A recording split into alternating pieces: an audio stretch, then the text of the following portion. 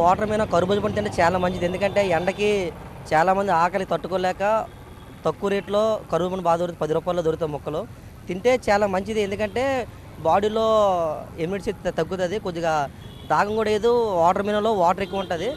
అలాగే మీరు ఇంటికి కూడా తీసుకెళ్ళండి. ఈ సీజన్‌లో కరువు పళ్ళు తినాలి. మామిడి పళ్ళు, కరువు పళ్ళు తింటే చాలా మంచిది. సీజన్‌కి ఏ సీజన్ పండు తింటే చాలా మంచిది ఫస్ట్ ఆఫ్ ఆల్.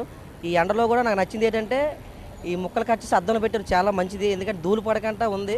ఆ తిన్నులు కూడా చాలా సంతోషంగా తినొచ్చు. ఎందుకంటే చాలామంది రోడ్ల పక్కన అమ్ముతున్నారు కానీ తప్పనట్లేదు ఎవరిని. ప్రతి ఒక్కరూ కవర్ కానీ గాజు గ్లాస్ కానీ పెడితే చాలా మంచిది. హైడ్రేషన్ అవ్వకుండా ఆపుతుంది అని చెప్పేసి ఎక్కువ వాటర్ కంటెంట్ ఎక్కువ ఉంటుంది.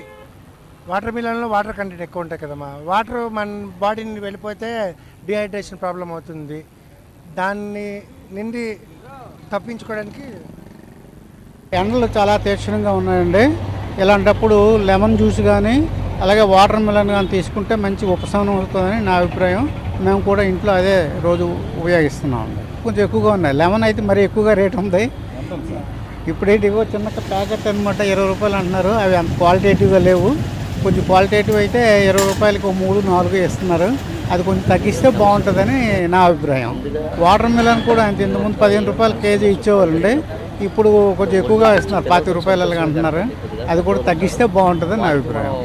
కేవలం ఎండాకాలం వల్ల వచ్చిందనమాట. మే నెల ఇంకా వస్తే ఇంకా మరి ఎవరు భరించలేనంత వేడే ఉంటుందని అందరూ అనుకుంటున్నాను. నా అభిప్రాయమే కాదు, అందరి అభిప్రాయం కూడా అలాగే ఉంది. ఒక వార్త కూడా బాగా వింటున్నా, ఈ వాటర్ మిలన్స్లో ఇంజక్షన్లు ఇచ్చి ఏవో కెమికల్స్ కలుపుతున్నారని అంటున్నారు. వాటిని నిరోధించే బాధ్యత మాత్రం ప్రభుత్వం అందే. కానీ ఒకటి కూటమి ప్రభుత్వానికి జూన్ 12తో